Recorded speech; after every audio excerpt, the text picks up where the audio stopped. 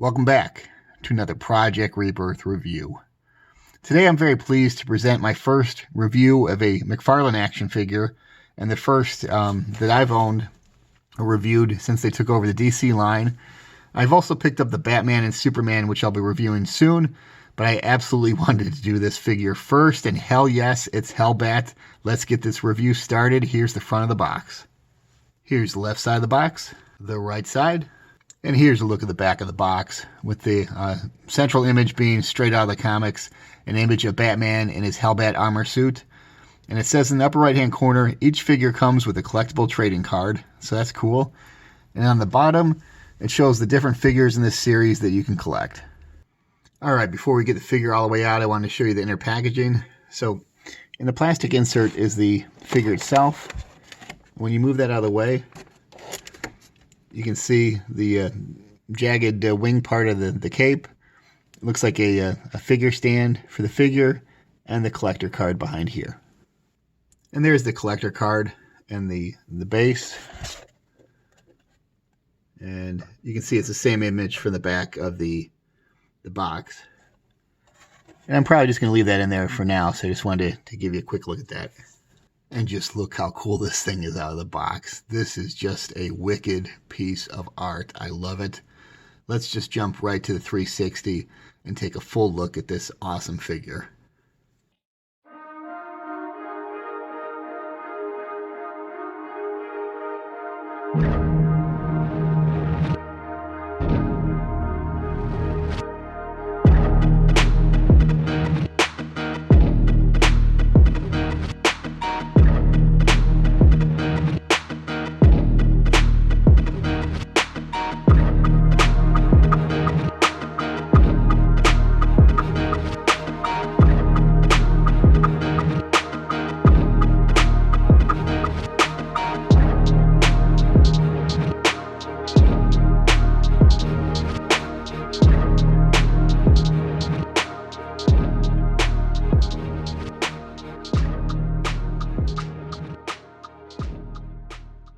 So here's the figure with the wings attached, and just look how cool this is. This is really, really neat looking.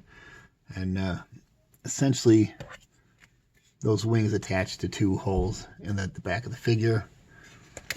And they were, I don't think I got them in very far, so they were a little bit hard to put in, but I'm not complaining.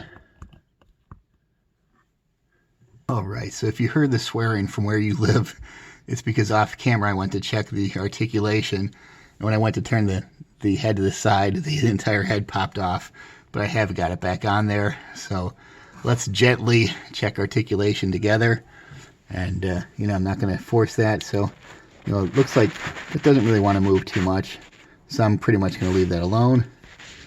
Arms can rotate out to the side, and these joints are really tight, so I'm not going to push it, but bend at the elbow and rotate at the wrist.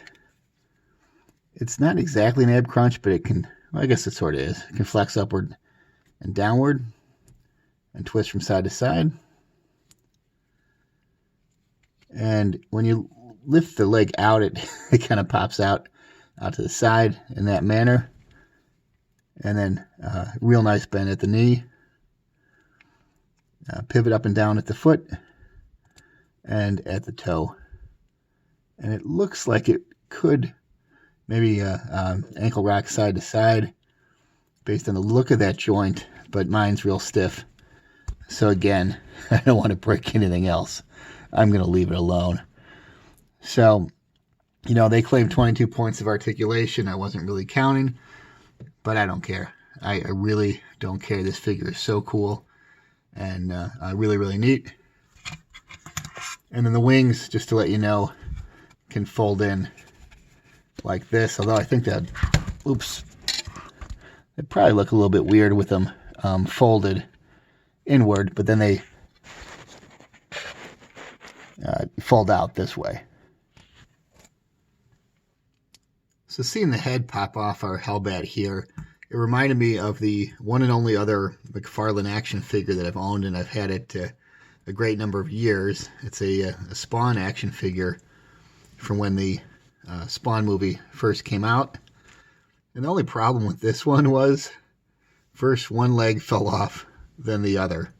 And, I was a adult collector then, and not some kid playing roughly with this. So I'm hoping that I have far better luck with this new Hellbat and he doesn't fall to pieces. But that just reminded me of that, and I thought I'd dig this out and share that with you guys. So here's a shot just to show you the sheer size and bulk of this figure.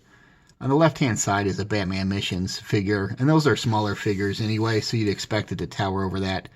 But on the right-hand side, this figure in particular is the one that comes with the Ultimate Batmobile, so it's not exactly a DC Multiverse release, but it's the same size as the DC Multiverse figures that this new McFarlane line replaces. It's just this one happens to be substantially bigger, being the Hellbat and the armor, and really, really cool. So this is going to look great on display amongst your other Multiverse figures. For further scale comparison, here's our Hellbat on the right with the new McFarlane Batman on the left. Now that's still in this box, so obviously it's taller for that reason. But I think that you can see that these figures may come out to be very similar in height, so that, scale-wise, he won't be imposing compared to that Batman just because he's in the Hellbat armor. But still very cool, and I think, all the more reason to pair this with some of your older Multiverse figures. And for further scale comparison, here's the Hellbat along with a custom Joker from It's Vintage. This Joker doesn't stand a chance, though. Sorry, It's Vintage. Joker, you better go to church, pray, and repent, because here comes Hellbat. For those unfamiliar with the Hellbat armor, it originated during the New 52 run of Batman, and the suit itself was designed by Bruce Wayne, but forged by different members of the Justice League. For example, the metal was literally forged by Superman in the sun.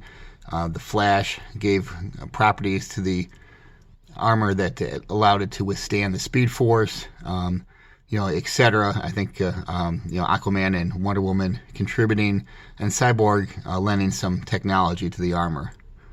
The other thing with the armor is that supposedly it is powered by Batman's metabolism, so that the more he uses the armor, the weaker he gets, which is really just a convenient plot point to answer the question, why doesn't he just wear this armor all the time?